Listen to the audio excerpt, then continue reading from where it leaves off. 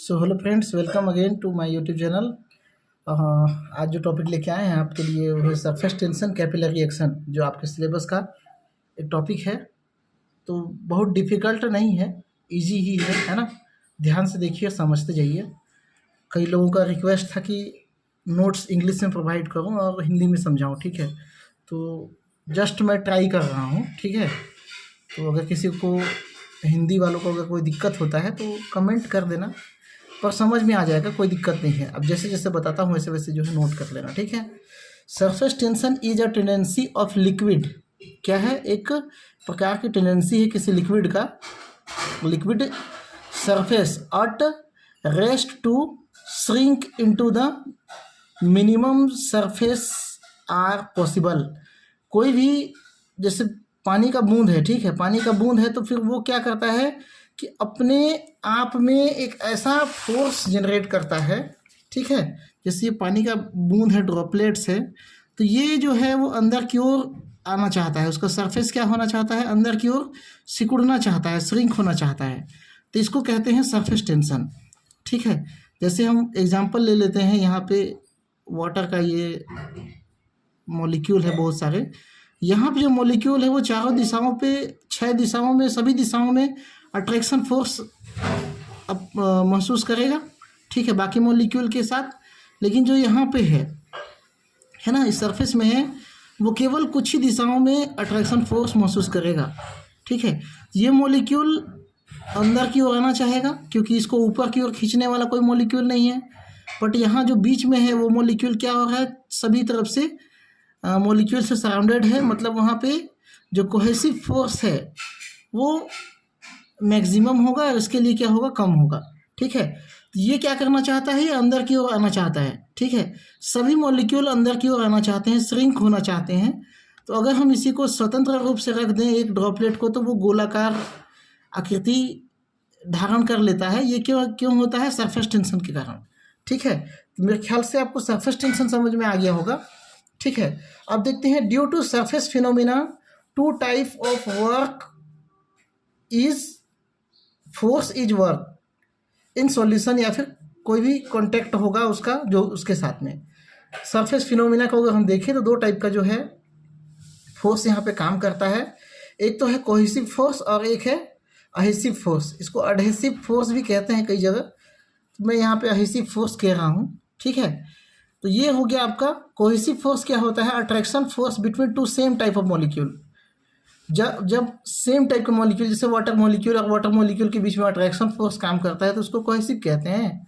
और adhesive force किसे कहेंगे? जब 2 अलग अलग टाइप के मॉलिक्यूल, वाटर है, वाटर के साथ में अल्कोहल है, वाटर के साथ में शुगर है, वाटर के साथ में साल्ट है, या कोई दूसरा मॉलिक्यूल है, या वाटर के साथ में आप कांच ले लो, ठीक है। कैपिलरी एक्शन हमको पढ़ना है तो कांच के साथ दे लेते हैं। तो वहाँ पे जो फोर्स काम करेगा, उनके बीच में जो आकर्षण बल काम करेगा, उसको क्या कहेंगे? अडहेसिव फोर्स कहेंगे, एडहेसिव फोर्स यहाँ पे कहेंगे, ठीक है। अब ये जो सरफेस टेंशन, इसका फार्मूला क्या होता है? Gamma equal to half F/L। यहाँ पे गामा क्या बताता है? सरफेस टेंशन को बताता है। F क्या बताता है? फोर्स को बताता है, कितना फोर्स लग रहा है, एडहेसिव फोर्स, कोहेसिव फोर्स, ठीक है। और ये L क्या है? लेंथ। लेंथ मतलब लंबाई, आपका जो एरिया है उसकी लंबाई, ठीक है। तो इतनी सारी चीज़ें हो गई। तो एग्जांपल वही है, attraction between 2 molecule of water, और कोहेसिव एडहेसिव फोर्स को मैंने कहा between 2 different type of molecule, known as. इसको हिंदी में असंजक बल कहते हैं और कोहेसिव फोर्स को ससंजक बल कहते हैं, ठीक है। तो अब हम देखते हैं कैपिलरी एक्शन क्या होगा। Capillary action is due to the phenomenon of surface tension. Surface tension का ही एक फिनोमिना है of liquid, as well as adhesive force between liquid molecule and molecule of the narrow tube. मतलब यहाँ पे जो लिक्विड है और जो नैरो ट्यूब है, उस मॉलिक्यूल, उसके मॉलिक्यूल, दोनों के मॉलिक्यूल के बीच में जो एडहेसिव फोर्स काम करता है, एडहेसिव फोर्स काम करता है, उसके थ्रू कैपिलरी एक्शन होता है, ठीक है। उसके कारण जो है कैपिलरी एक्शन होता है। जैसे मैंने यहाँ पे वाटर ले लिया, वाटर में मैंने बहुत ही केसी नली, केस नली कहने का मतलब छोटा सा नली जिसके बीच में छोटा सा छिद्र हो, उसको मैंने डिप कर दिया। तो क्या होता है? वाटर मॉलिक्यूल इसमें चढ़ जाता है ऊपर की ओर, अगेंस्ट द ग्रेविटी के गुरुत्वाकर्षण के बल के अपोजिट डायरेक्शन में क्या हो जाता है, ऊपर की ओर चढ़ जाता है। ठीक है, तो ये जो एक्शन है इसी को कैपिलरी एक्शन कहा जाता है। ठीक है, ये यहाँ पे मैंने इससे थोड़ा सा मोटा ट्यूब लिया, उससे मोटा ट्यूब लिया, तो जितना मोटाई हम लेते जाते हैं उतना ही ये डाउन होते जाता है, मतलब पानी के चढ़ने का जो लेवल है वो गिरता जाता है। क्यों? क्योंकि एरिया बड़ा हो गया, ऊपर में से क्या पड़ रहा है, एटमॉस्फेरिक प्रेशर पड़ रहा है। ठीक है, तो एटमॉस्फेरिक प्रेशर जो है इसमें आएगा, तो इसको जितना छोटा एरिया होगा उतना कम एटमॉस्फेरिक प्रेशर लगता है, जितना बड़ा एरिया होगा उतना ज़्यादा एटमॉस्फेरिक प्रेशर लगेगा। ठीक है, तो यहाँ पे इसको स्पष्ट किया जा सकता है इस तरह से, capillary is the physical phenomena, ये एक तरह से फिजिकल फिनोमिना है इन विच, जिसमें liquid follow without the help of gravity और अगेंस्ट द ग्रेविटी, मतलब ग्रेविटी के सहायता के बिना वो ऊपर की ओर जाता है ना, ये अगेंस्ट द ग्रेविटी कहना ज़्यादा उचित है। Liquid even rise to the height against the gravity through narrow tube, liquid क्या कर रहा है, ग्रेविटी के अगेंस्ट जाके नैरो ट्यूब में ऊपर की ओर जा रहा है। ठीक है, अब इसका प्रभाव जो है देखते हैं कैसा कैसा होगा। When decrease the surface tension, जब पानी का या फिर कोई भी सॉल्वेंट है या फिर कोई भी लिक्विड है उसका सरफेस टेंशन कम होगा, तब क्या होगा, इंक्रीज कैपिलरी एक्शन, मतलब अगर सरफेस टेंशन वाटर का बहुत कम होगा तो ये सरफेस टेंशन कैपिलरी एक्शन और ज़्यादा होने लगेगा। वाटर के अलावा कोई दूसरा लिक्विड ले लेंगे जिसका क्या बोलना चाहिए, सरफेस टेंशन कम होगा, तो इसमें और ऊंचे तरीके से ऊंचे जगह तक जाएगा। ठीक है, कहने का मतलब ये है। ये क्यों होता है? This is because decrease surface tension means that the intermolecular force are decrease, surface tension कम हो रहा है, इसका मतलब इंटरमोलिकुलर फोर्स का मान भी कम हो रहा है। ठीक है, दस decrease cohesive force, intermolecular force मतलब एक प्रकार के मोलिक्यूल के बीच में इंटरमोलिकुलर फोर्स जो हो रहा है वो डिक्रीज हो रहा है। ठीक है, तो कोहेसिव फोर्स भी कम हो रहा है, या कह सकते हो कि अहेसिव फोर्स यहाँ पे अधिक हो रहा है, किसकी तुलना में, कोहेसिव फोर्स की तुलना में। ठीक है, as the result capillary action will be even greater, है ना, यहाँ पे कोहेसिव फोर्स ससंजक बल का मान कम हो रहा है, किसकी तुलना में, असंजक बल की तुलना में, अहेसिव फोर्स की तुलना में। अब इसका क्या क्या फिजिकल जो एप्लीकेशन है वो देख लेते हैं। Water absorb by paper towel, paper towel क्या कर लेता है, वाटर को ऑब्जॉर्ब कर लेता है, क्योंकि पेपर टावेल में छोटे छोटे कैपिलरी होते हैं। ठीक है, तो उन कैपिलरीज में वाटर जो है एब्जॉर्ब हो जाता है।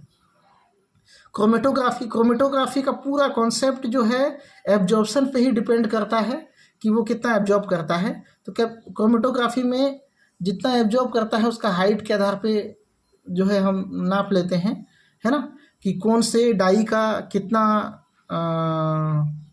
मूविंग पावर है, कितना एब्जॉर्बिंग पावर है, उसके आधार पे। ठीक है, थर्ड, नेचुरली पंपिंग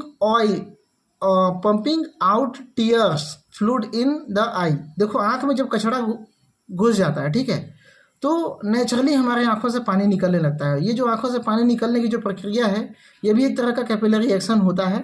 ठीक है, हमारे आंखों में छोटे छोटे ट्यूब्स जो है साइड में लगे रहते हैं, तो वहाँ से पानी जो है आने लगता है। ठीक है, नेचुरली। अब आप दुखी हो जाओगे तो खैर आएगा ही आएगा, है ना।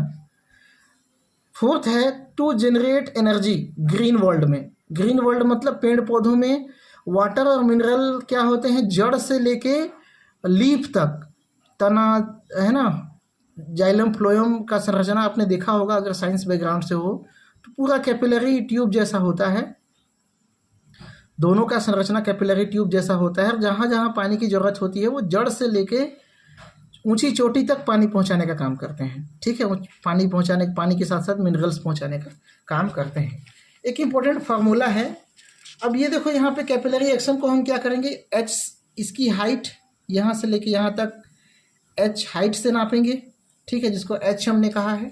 अब इस एच का जो फार्मूला होगा उसको डिटरमाइन करने का फार्मूला जो है वो यहाँ पे दिया हुआ है। कैपिलरी एक्शन को कैपिलरी में हाइट ऑफ लिक्विड के द्वारा मापा जाता है।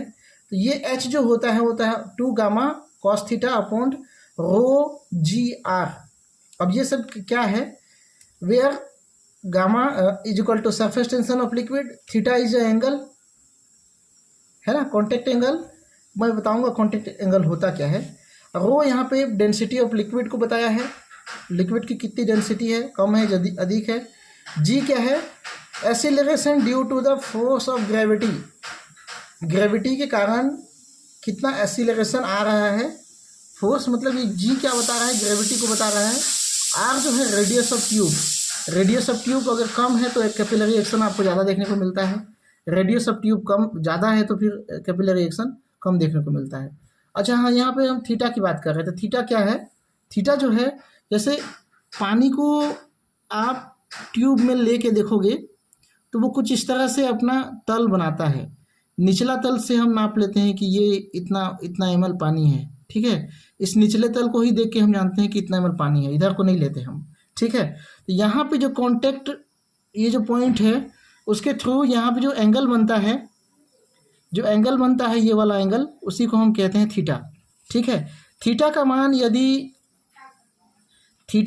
यदि 90 डिग्री से कम हो तो ये 90 डिग्री कब होगा, जब सीधा सीधा यहाँ से नापेंगे, ये यहाँ पे 90 डिग्री होगा, ठीक है। लेकिन हमेशा क्या होगा, ये 90 डिग्री से कम हो तो उस कंडीशन में आप कह सकते हो कि यहाँ पे कैपिलरी एक्शन होगा। अगर थीटा का मान ज़्यादा है 90 डिग्री से अधिक, जैसे कि एग्जांपल के लिए पारा लेते हैं, तो पारा क्या करता है, ये कैपिलरी में जुड़ना नहीं चाहता, मतलब ये इससे रिपल करता है, तो इसका जो हाइट होगा वो कुछ इस तरह से कम हो जाएगा, मतलब इसमें ये जुड़ना नहीं चाह रहा है, मतलब ये क्या करेगा, अंदर की ओर आना चाहेगा, ठीक है। तो इस कंडीशन में यहाँ पे थीटा का मान कहाँ आएगा, कुछ इस तरह से 90 डिग्री ये था, अब थीटा का मान कितना आ रहा है, 90 डिग्री से अधिक आ रहा है, 90 डिग्री से क्या आ रहा है, अधिक आ रहा है। इस सरफेस से कॉन्टेक्ट जो पॉइंट है वहाँ तक का एंगल को थीटा कहते हैं। थीटा का मान ज़्यादा है तो क्या हो जाएगा, वो capillary action, opposite capillary action दिखाएगा, ठीक है। ये दिखाता है आपका पारा, इसका एग्जांपल है वाटर, ठीक है। ये इतना तो था आपका कैपिलरी एक्शन और सरफेस टेंशन में संबंध, जो भी था ये था, ठीक है। अब इसको हिंदी में जो है आप नोट्स बनाइए अच्छे से, हिंदी में मैंने आपको समझा दिया है, और इंग्लिश वाले भी नोट्स हूबहू आप कॉपी कर लीजिए। इसके साथ में अगर कुछ और कंटेंट आपको मिलता है तो आप ज़रूर उसको ट्राई कीजिए, आप उसको ज़रूर ऐड कीजिए, ठीक है। नेक्स्ट मैं आपको केल्विन इक्वेशन लेके आऊँगा, ठीक है। तो चैनल में बने रहिए, और चैनल जो नए लोग हैं वो प्लीज़ लाइक, सब्सक्राइब, शेयर कर दीजिए, ठीक है, ताकि इस तरह का वीडियो जो है आपको देखने को मिलता रहे और लोगों का फ़ायदा भी हो, ठीक है। Thank you.